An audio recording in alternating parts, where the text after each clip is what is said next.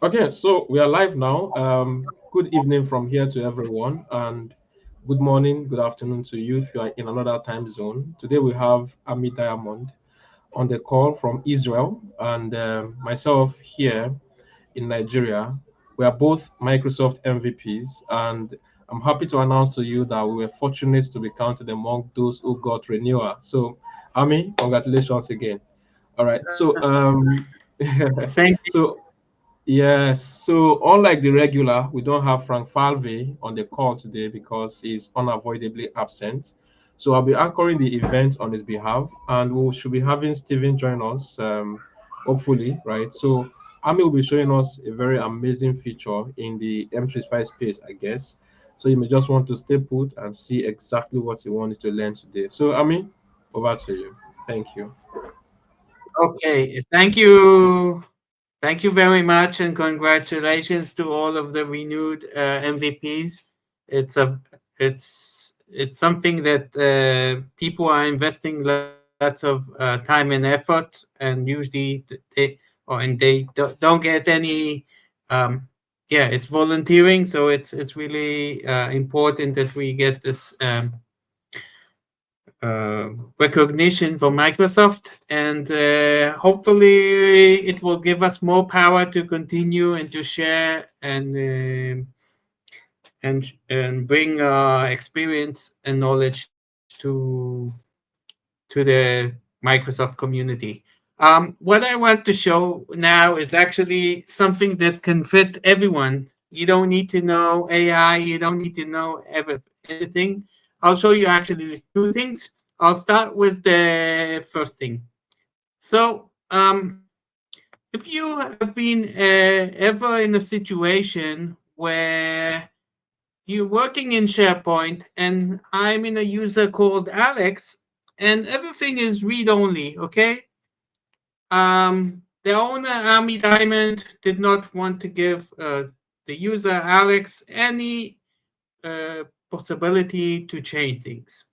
So if he goes to this PowerPoint, Okay, so Ami, I guess you're not he sharing your screen yet. Ami, you want to share your oh, screen, right? apologize. Yeah, let me. Yeah, it's a syndrome that I need to get used to. Yeah, no Yeah, problem. So once it's up, I'll entire let you know. screen. Okay. So can you see my screen now? Just hold on. Let me add that to stage. Yes, of course. Your screen is obvious now. I mean, you can go Okay, ahead. I'll start from the beginning. So we're in a situation where Alex is um, part of a SharePoint document library or a site, and he has only reader access to everything. And he opens up, for instance, this PowerPoint, and he sees that something's wrong, but he's also prompted that he does not have permission to edit. So he's really, really upset, and he's thinking of what can he do. So first of all, maybe he will send a mail to his boss or to the site owner. Maybe he will try to download it. He will think about very creative ways, but there's a new feature actually. If he comes here to the view, he has now a new feature, and it's only currently, I think, on the web, but it should be available for Word, PowerPoint, and Excel. He can request more access or ask to make changes. So now he can give the justification. I need to fix this file ASAP. So he sends a request, and we get this screen that says the email will be sent. So now it will be sent to the owner of the site. So he will go now to the owner of the site, which is actually here we are. If we go to his mail, he will see that he got a mail that Alex is asking to edit this file. Now, uh, Army checks and things, and he can click on the file to see what it is.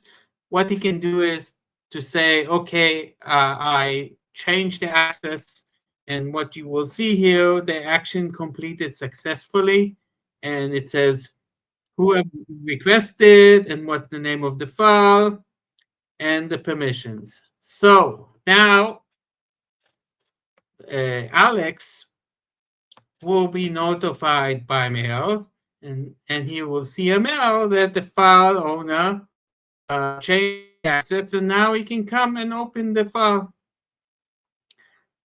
So this makes things much more easier. Um, and as you can see now, he can now start changing things, and yeah, it should let him change now or do anything he wants, if to add a slide or to do anything.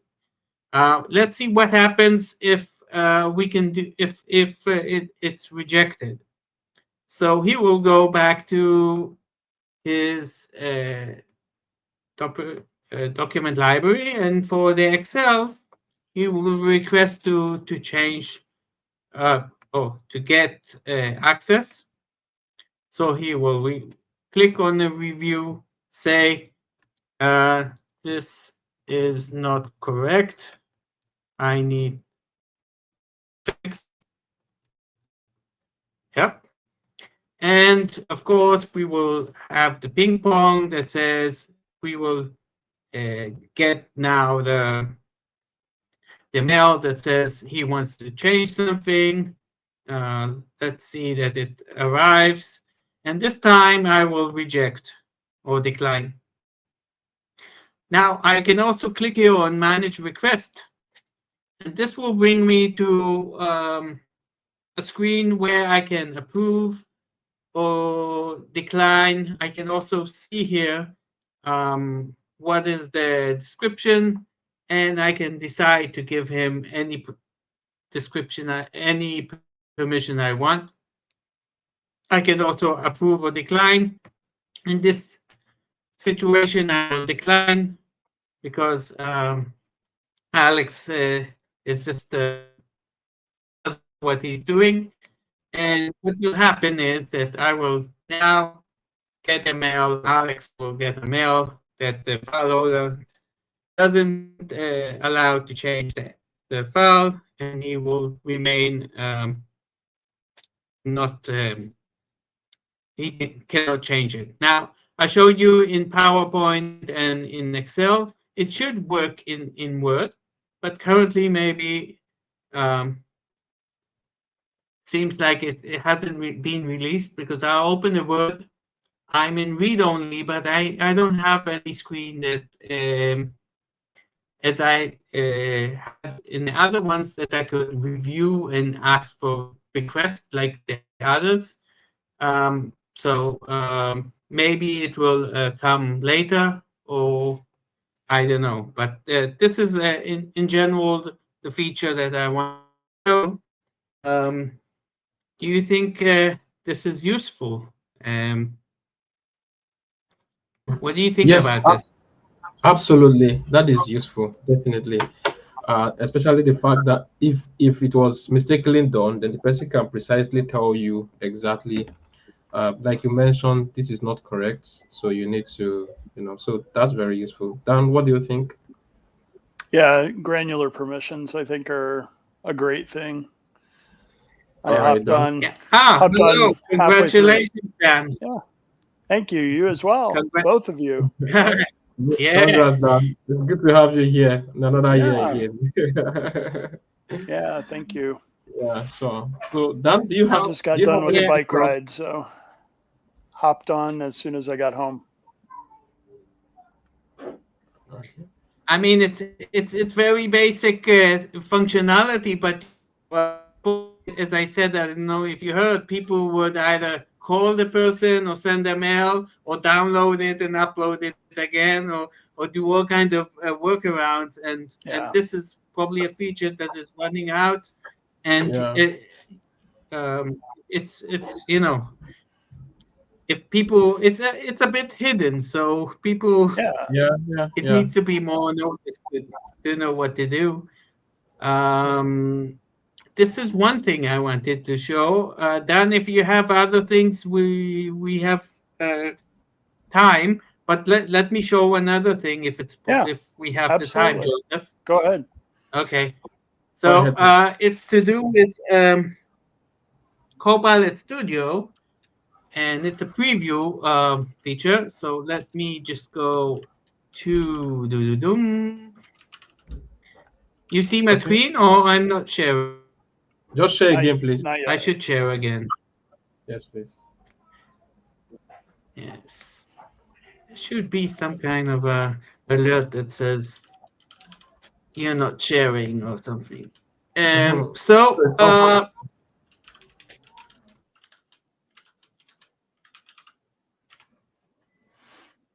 I'm now going to the Copilot Studio. Hopefully it loads up. And there's a new feature that is rolling out, which means I'm now in one of the agents that I created. And if I go to knowledge, what I can do is usually you reference either to a SharePoint or somewhere, but the new functionality is that you can upload files directly. Let's say I choose these two, and when you do this, you can now group the files.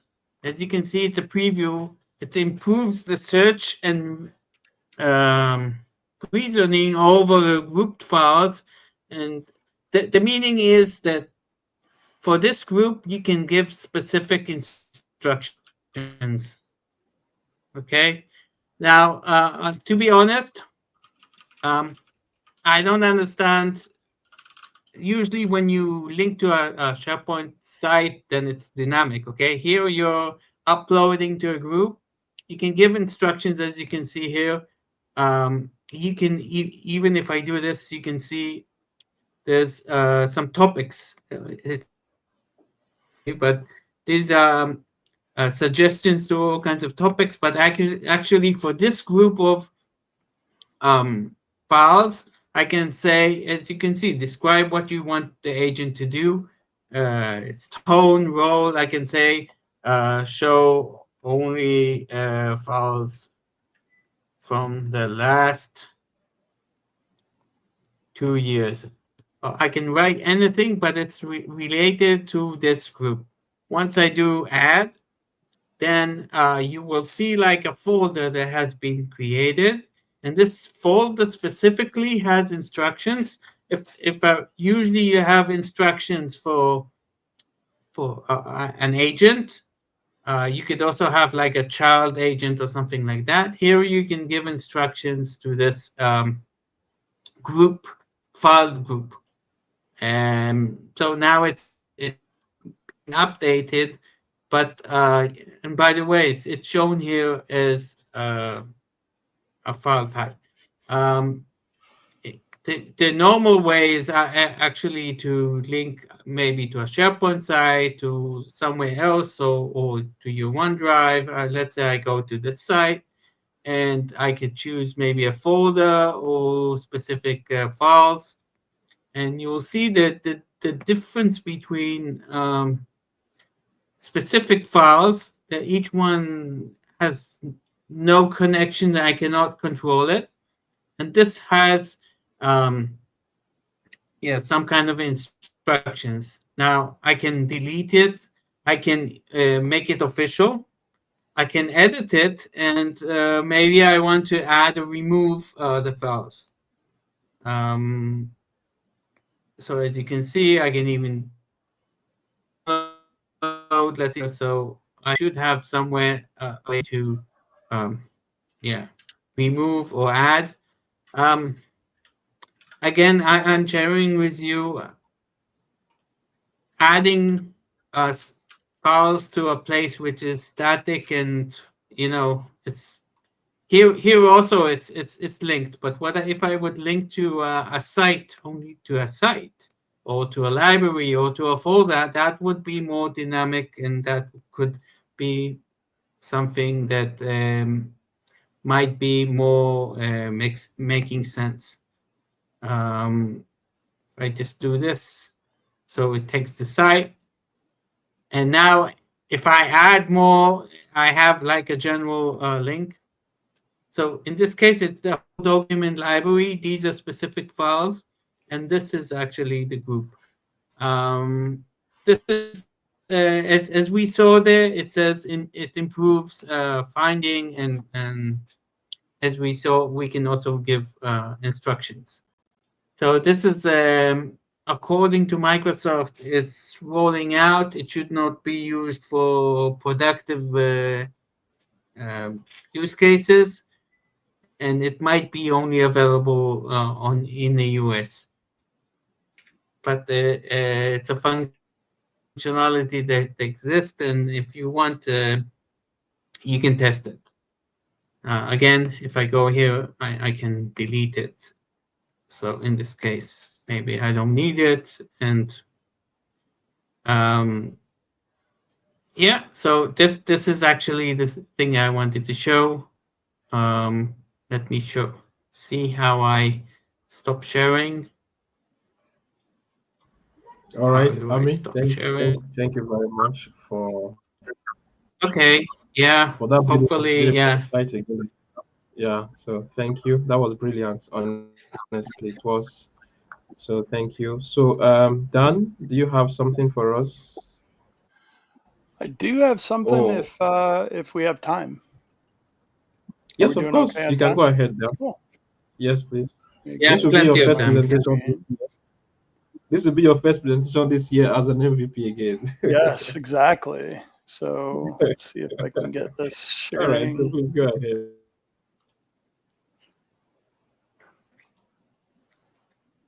So this should be my ultra wide And by the monitor. way, you have in your title.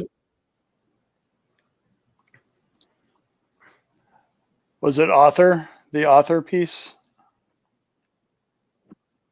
Yeah, yeah. Are you selling it? Is it? It is a Can you book that I tell the wrote. audience? Can you tell the audience about it? It might be interesting Sure. for all of our. Yeah. I can actually make it full screen here. So LinkedIn Yeah, 365 Dan. is a book I wrote. And the page. We don't see the screen properly, Dan. We see it Yeah, it's very super wide, wide. but Yeah. now. Yeah, it's because I'm sharing an ultra wide monitor. I was going to show you something with that on a Surface device. So LinkedIn 365 is a book that I wrote. It is available as a Kindle digital edition. And this is also available as a printed copy, but I haven't figured out distribution of that printed copy. So I've got some printed copies in my possession. Just haven't figured out how I want to, market distribution of those. The plan was in person. We were planning to be in Nigeria this June. I was going to bring a number of the books with. We weren't able to go to Nigeria because, Joseph, I think you've heard the story. I didn't get my e-visa properly, issued.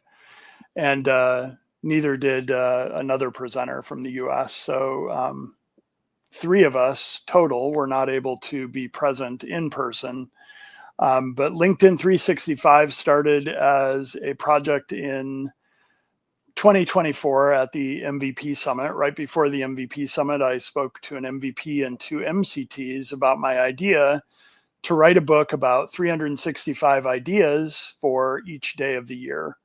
And those are not just, post this and, magic will happen. If that were the case, everybody's LinkedIn that had the book would be pretty obvious to find because they'd all be posting the same thing every single day. So the idea of the book is instead of here's something to post, copy and paste. And if it's in a physical form, it's more difficult to copy and paste that that topic, but it's more of a prompt that you can use to think about maybe recognizing somebody in your network, talking about something you or your team did at work, thinking about something based on the day of the week or the date or the month. And there's 365 of these. For many people, that's way overkill. That's way more than you're posting today. And it might feel insurmountable to post every single day. But then the other benefit is if you look at it over a week, you've got 7 potential options to post. And in many cases, I suggest people utilize the different types of posts. So whether that's a video post or an infographic, Ami, you showed us some interesting things with infographics and the Copilot features. I played around with that this past week. The book was written in 2024 and 2025. There have already been changes to some of the advice, like hashtags. Hashtags seem to be less and less relevant on LinkedIn as they used to be. Things like MVP Buzz or LinkedIn 365 started as hashtags, and they can still be searched, but you can't follow the hashtags and you don't get an indication of how many people are following a hashtag. So MVP Buzz, when they provided the information, might have been 3,000 plus people following that hashtag, looking for people posting with that. LinkedIn 365, however, might have been 27 people or under 30, because it's a fairly new hashtag that people hadn't discovered. So without those types of features and feedback, I think hashtags are getting less and less valuable on LinkedIn. The benefit is whether you put a hashtag before LinkedIn 365 or you just type in LinkedIn 365 with no spaces, you'll find pretty easily the company page, which is just linkedin.com/company/LinkedIn 365. And then that's one way to discover where to get the book on Amazon. And I've been posting on the company page as well. And the thing that I wanted to showcase here. How long did it take you to write the book? Great question. So it was about a year from start to finish. So I got that idea in March. Wow. And my original idea was not what V1 of the book became. My original idea was to share probably a book that would have been 365 pages or more, by each day giving you concrete examples of what my LinkedIn posts were, how they did, some tips and tricks that I learned throughout those 365 days. However, LinkedIn, the amount of times that I post a day, doesn't make it easy for me to go back to what were my posts from, say, February 13th. So I would have to go back, try to find those, try to find the statistics. The statistics obviously change over time. So what I'm thinking about for V2 is, instead of going about it every single day, maybe breaking it down into every single week, which is a much more, meaningful period of time for people to kind of maybe dissect how they did. And there are ways that I can get the statistics from my LinkedIn for each and every week. So I could provide those. This is how I did in 2025, and then maybe do an update for 2026. But I think weekly would be a much more reasonable effort. Do you think LinkedIn is pushing more videos than text? I think they've got a big focus seems like on it's video. promoting their videos, especially if if it was taken through a mobile, then you see the whole post as a video, compared to if you upload a video which is like for a full screen, and it's trying to promote it more, I think. I believe in the company page statistics. If I can go down to, where is it? They give you a section where they provide you some information about how you're doing from a standpoint of a company page. And I believe some of that information also in analytics may provide you information about how your page is being viewed. So how many people are using the mobile browser versus the desktop version. And I don't remember if that's in this dropdown. Yeah. I've seen it somewhere in here with stats. Yeah. And then I can obviously Okay. manage admins, and there's a bunch of other things I can do. Here we have analytics. Yeah, Have it it on might the be left. the analytics. Yeah. Okay. And then followers, that- leads, visitors might be where it is. Yeah, this tells me whether I'm getting people from desktop or mobile. Thank you, Ami. So as you have a page like the Microsoft Speakers Hub, which has over 3,000 people, we could go to this analytics page and either take a look at a week or a monthly view to get a sense for how many people are engaging with our content from their mobile device versus the desktop or a browser-based view. And, that might help us with different stats and different ways to engage. Video, as you mentioned. One reason that I'm really happy we do this weekly show is the amount of posts I do, get likes and generate comments and, sometimes get reposted or, whatever the different ways that impressions turn into an audience. But a lot of times video becomes much more authentic. That I'm on the video, that Joseph and Ami, you're here with me. It's a way to create community in a way that maybe a static post and a bunch of comments back and forth don't necessarily generate that same, tone or realism of, who the person is behind the typing or behind the, the picture or whatever it might be. So I'm pretty happy with the things we can do there. The other thing I wanted to share, and the reason I went to my widescreen, is that Windows 11, this is a Surface Studio with an external monitor. The Studio monitor doesn't do this. But with Windows 11 and a widescreen, ultra widescreen, you can actually do these 3 halves or thin borders with like a large application in the middle, like Teams, and then maybe another application like Copilot on a widescreen device. And I think this is one of my favorite features of Windows 11 in conjunction with either a Surface or, just an ultra widescreen, is that ability to use thirds of the monitor as opposed to just half and half of the monitor like you can with the Surface Studio itself. And then with the Surface Studio being a 28-inch device, if I share the actual Surface Studio screen here, which will probably show up better because it's a big square as opposed to a long rectangle. The nice thing about the Surface Studio... And that's instead of using this. Yeah, this would be using the Surface Studio as opposed to the local computer versus the monitor. Let's see if I can bring up there we go.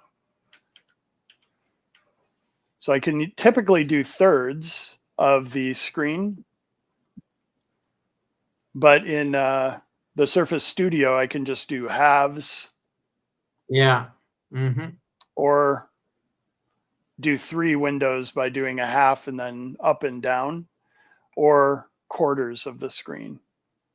And this is a nice way to be able to lay out and work with the different applications that you have on your computer, because I can, navigate those applications a lot differently than I might previously have done. Unless you have separate screens totally, and then you have one on each. Yeah, or if you have Exactly. 3 screens, you can do that. But here, usually, let's say Excel, if you want to compare or different, yeah, you would want it in the same screen. But Yeah. That's a very nice feature, of course, right? It is pretty So neat. Dan, do you want to do you want to share this a photo of how it looks on the maybe just on the web to browse the picture and just so we can see how it looks physically on your table, right? The of the Surface, you mean? Yes, please. Yeah. Do you want to so see it, that through the webcam or? No, what I mean is you can just maybe browse that on the web. Let's just see how the picture looks. so Um, Dan, you're saying it's a hardware functionality and not is that a window feature, or is it depending both on it's the a device and the Windows? It's a good combination. question. If you have the three, It's a what do they call it? Snap Assist and 3 um, divided by 3. Let's see if that'll bring it up. This is a hardware yeah, feature, nice. and it's a hardware feature based on how wide the screen is. And I don't recall if there's details of like what the screen resolution needs to be. What I was going to do is go into my screen resolution here, where I can show you that my Surface device, Surface Studio, the nature, whatever you call it, the natural, I guess, resolution is 4,500 pixels by Oh my 3,000 God! pixels. It's super, Wow. super small, but it's a 28-inch device. So even though every pixel is very small, it's still very readable. I've dropped the resolution of this monitor that I'm sharing right now to 1900 by 1200 because of the fact that StreamYard might be doing things with the resolution. The other monitor that I was just sharing before, to the point of, it might have been too pixelated or hard to read, is a ultra wide that is 5120 by 1440 pixels. So it's super, super wide. And even when I go with the recommended resolution, it's still an ultra wide resolution.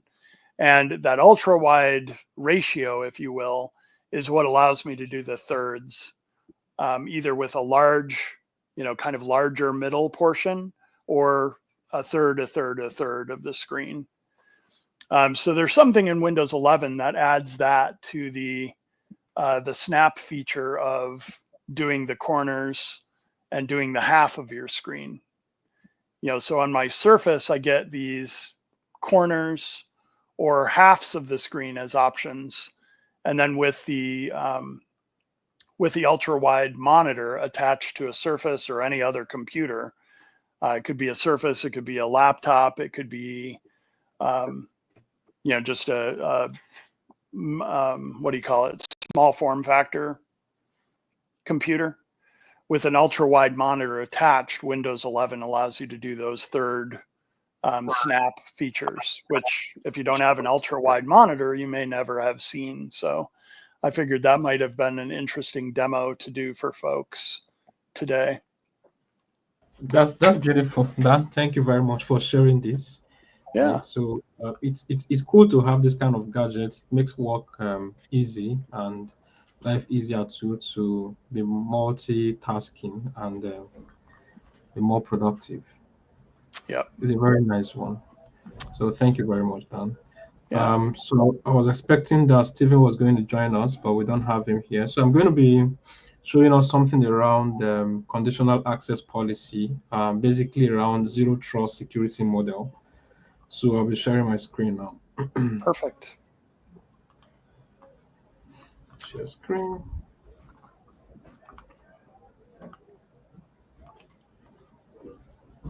Okay. For the meantime, I want to wish Dan good luck on your new journey. Thank you. Yeah, I started a new job Uh, this week as well.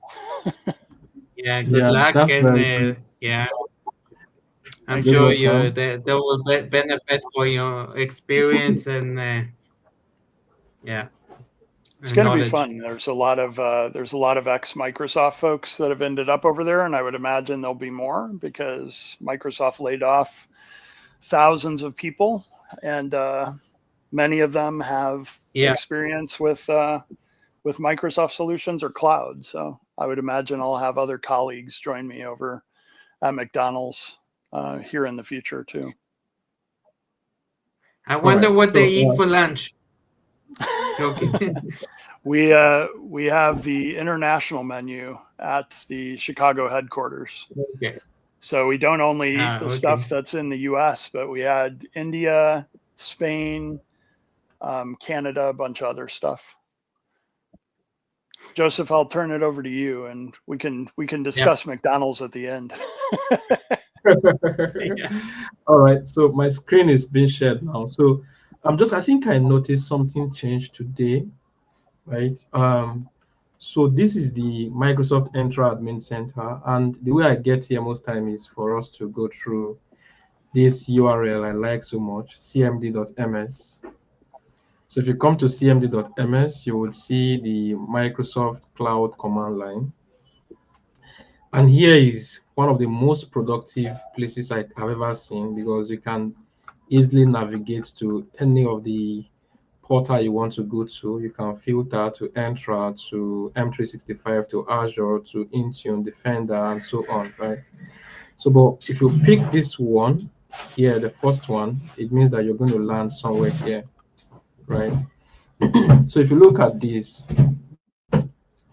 you would have observed that you have something here under protection, right? ID protection. So here, if you click on dashboard, so I'm not sure it used to be dashboard here, right? But just today I've seen it. Maybe it was there. I've not observed it.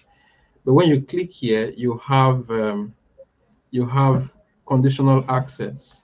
So what is conditional access doing? Conditional access actually uses signals to decide whether to grant access to a user or to give access to particular resource based on conditions that are set that will be considered before access is granted, just by way of summarizing what conditional access policy is.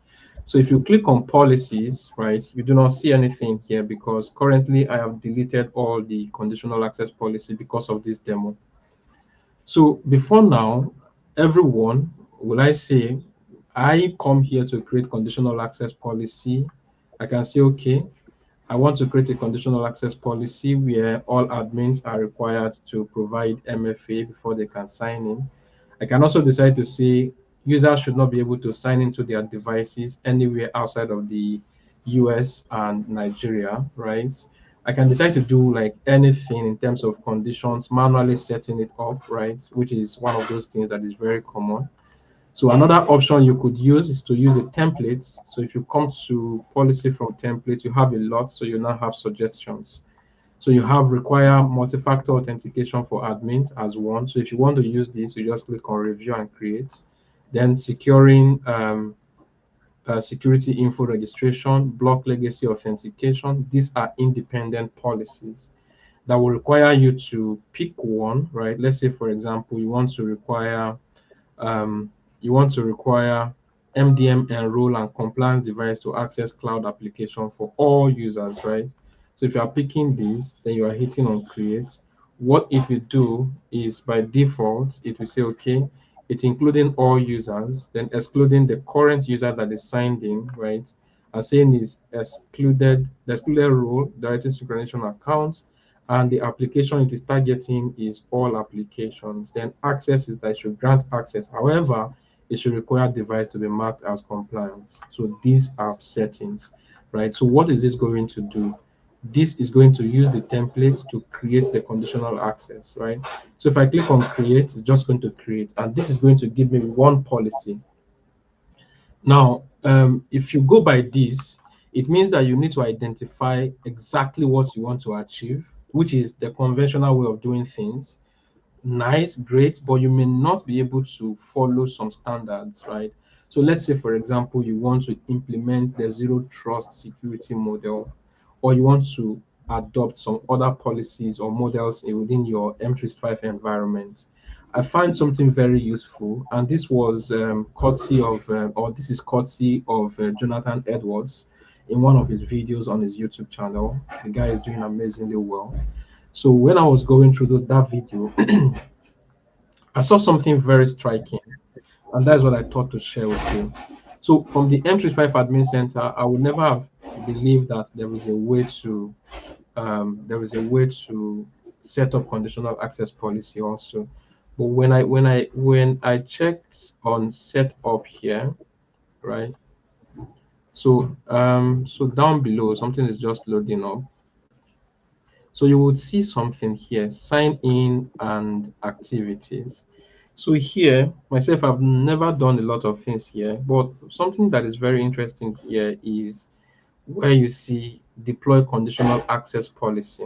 So let me just zoom in a bit, possible. So it's saying that the deploy conditional access policy guide provide customer who have the Microsoft Entra Plan 1 or Microsoft Entra Plan 2 license. So it means that for you to be able to have access to this feature, you must have either of these licenses with customizable conditional access template that include most common and least instructive security standard in zero trust. Then talk about secure foundation. There's another model you want to look at, remote work, then protect administrator, and then all of that. So it is telling you that if you want to do any of these ones, then you want to go for this. So what you do, you can click on it, right? So when you click on that, the good thing it does for you is that, if you've not set it up already, you will not see completed. I have deleted the policies because I want to show a demo, right? So if you come to this place, you will see the option to get started, right? So if you come here, it will tell you, if you come down below here, you will see the different templates that you can use. So if you click here now, you have secure foundation template, you have the zero trust which is recommended, right? So then you have the remote work policies, then you have protect, then you have emerging threats. Now, the point that I want you to take away from here is the fact that if you are picking one of it, it's going to select all the policies that would help you guide against that particular model. Let's say, for instance, you want to create you want to guide against your data protection in terms of remote workers, and you want to create the remote work model, so which is going to have like a list of policies in it. So what you do is you come here to review the category that can actually give you the definition of how many policies each of it is going to come with. So if you go by securing foundation, it's going to come with 1, 2, 3, 4, 5, 6 policies. What policies are they? Require multi-factor authentication for admins, which you could do from the admin center here directly, either by using template, which is like one of these ones here. Require multi-factor authentication for all admins, which is the first policy here in terms of the template that you are given. But it's just going to be one policy. But let's come back here. Then you're going to have securing info registration, which is going to be one of them there too. Then block legacy authentication and all of that. So if you are going by policy, by the zero trust policy, it defines zero trust policy for you to say, okay, Microsoft zero trust model is a comprehensive security strategy that favors a robust, never trust, always verify approach, that it treats every access request as potential hostile regardless of the origin, and extending protection across users, devices, application, data, network, and infrastructure. Now, the point is that you may not know what is in what is contained in the policy or the model, the zero trust model. So what this is going to do for you to secure your tenant is that it's going to provide all the policy. For this, is going to give you 14 policies, right? Set up for required admins for these, then block legacy app, require MFA for all users, require MFA authentication for guest access, then MFA access for Azure management, then require multi-factor for risky, like that, everything. Now, what happens is that you can also go to remote work to see how many policies are going to favor you. Then you go to this one here. These ones are maybe deprecated or before, you check all these ones out. But that's the definition. Now, if you go through all of those, you now choose one policy, the one that, of course, which I would also recommend zero trust security model for people, right, who want to truly take ownership of the security of their whole environment. So if you click on next, right, what it will do is it will evaluate that policy. So it's defining the policy here to just what we said earlier: robust, never trust anyone, verify, and all of that. Then to come here. So the funny thing is that you will not be able to click next. So if you look at it, right, you have to, if you open each of them, it is going to default to the read only. Now, what's the use of read only when setting up conditional access policy? Read only helps you to gather the information, the audits, what's happening in your environment, and then you can use that detail to now decide. So setting your policies in read only mode is like toothless bulldog. It's not going to do anything, but it's just going to help you get information. Now, the only way you can have the policy kick off immediately is for you to turn it on. But it is usually recommended that you find a way to put your policy in read only, observe it during a while, and before you turn it off. And always remember to exclude your break glass account. Don't be like me who locked myself and everyone out of my tenant, right? So what you do is, if you now want to, okay, pick this policy, fine, you pick this, you have to pick all the 15 if you want to adopt the security model, the zero trust security model. So you select all of them. So as at the time you pick them all and you leave them in read only, which is the best practice, I will advise that you start turning them on one after the other. Notice the impact, and then if you have to reverse, you have to reverse. If you have to move, then you can turn on the next one, right? So you can do next. Now what happens is it will ask you to choose the authentication method that you want to, you want users to adopt or admins to adopt, right? You can decide to go by MFA app alone, or you can also decide to add the FIDO key to it. But if you go for certificate based, you have like a warning, right? So you need to ensure that the user enabled for certificate based authentication have a valid certificate and all of that. So I'm not using this, and I'm not also using FIDO key. So these are medium security, third party software or OAuth, and then all of that. But these are nice, so you can do next in that case. But the good thing about this for me is that once you do this, it takes a while, right? And then it will tell you like the summary of everything you've done. You are saying require multi-factor, yes, this, yes, and then all of them that you've turned on, you will just see, right? So you can click on done. So this is the automatic way where 14 different policies will be created and they can be managed, right? So right now they are created, but I want you to look at this place first. I hope it will not refresh immediately. Let me come back to dashboard. Then if I come to conditional access, and then I hope it's going to refresh. I thought I had it open. So you can see all the 14 policies are back here. You didn't see any of these before, right? So now you can decide to start observing the effect of the policy by using what is called the what if, or you can decide to. So if you look at it, every policy is same condition is one, access control is block, and then it will tell you like everything, right? So you can decide to turn on the policy from here and save, right? Or you can even decide to view policy impacts. If you allow it in audit for a while, you see the impact, you see the trend, the rise and the fall, and then you can see. So once that is done, you can start turning them on, right? And saving them. But one thing I also kind of quickly say is that this is still another very manual way of doing things. So but from here, right, if you come back to where is that place again? Let me just come back to show all, and then I come to where are you guy? Setup here.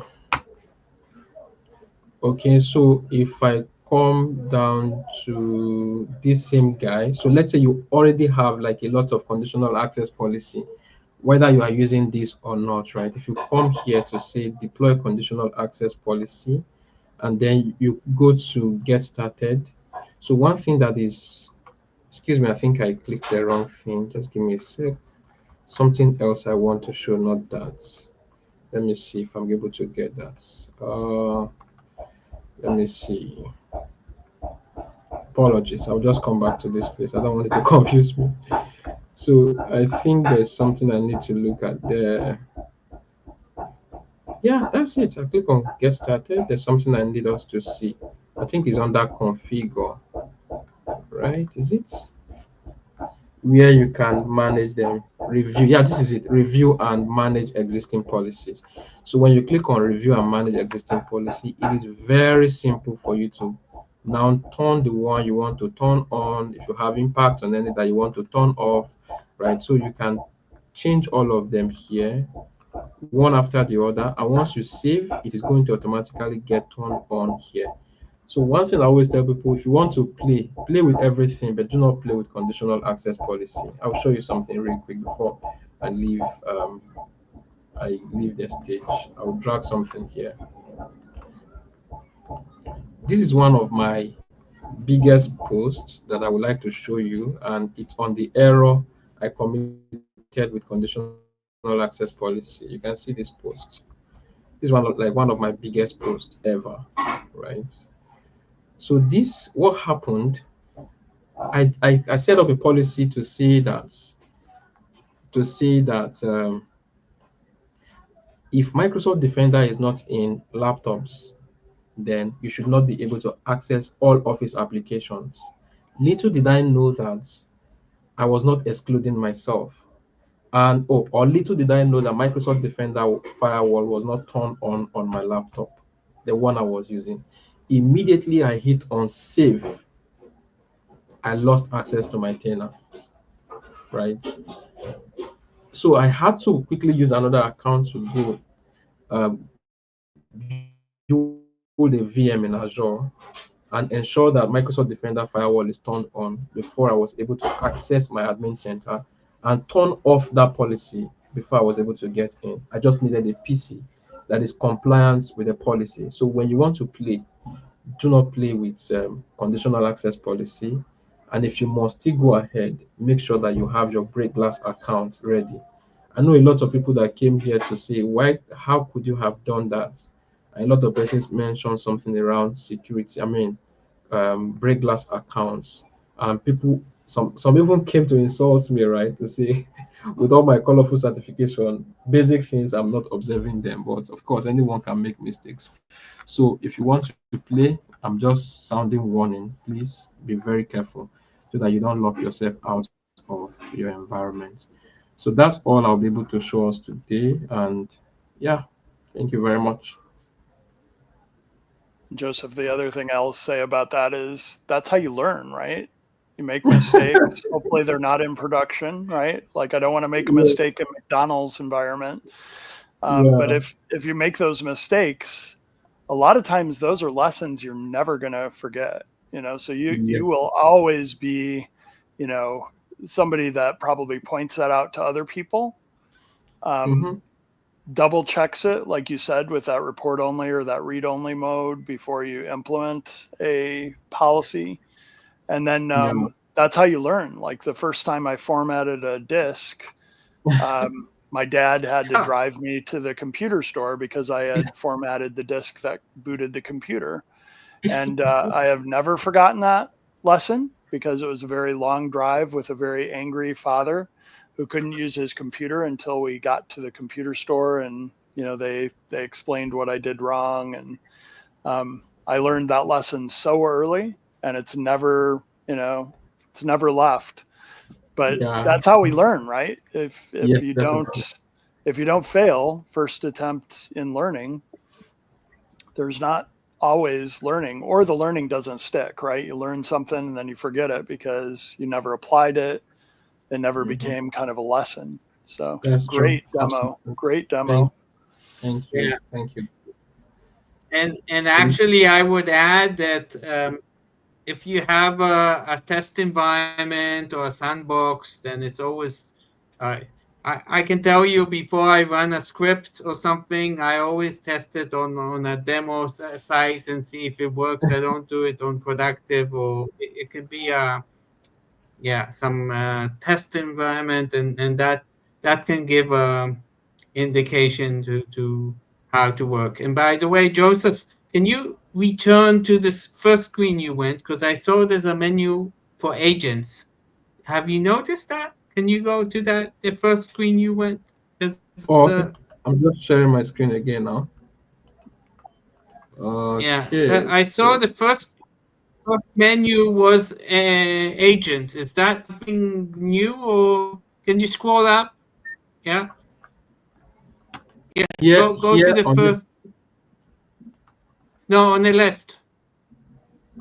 No, not this one. Yeah, the admin center. Yeah, but scroll to the top.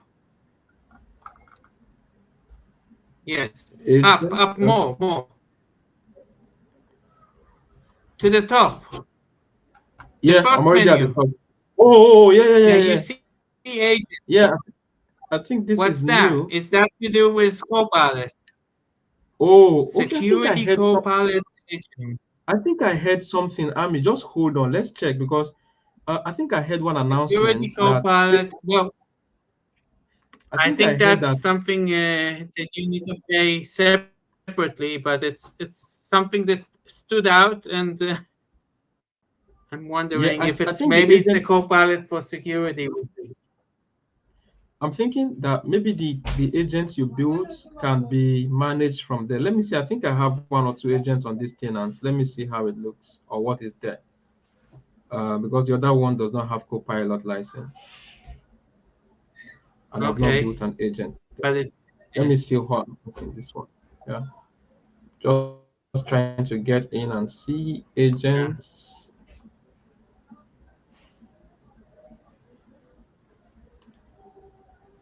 Okay, I think it's around But security it says Copilot it's agents. security. It might be there's a specific one for security, which is very expensive. But anyway, Yeah, yeah, you can I maybe think learn it's more something to look here. what out for.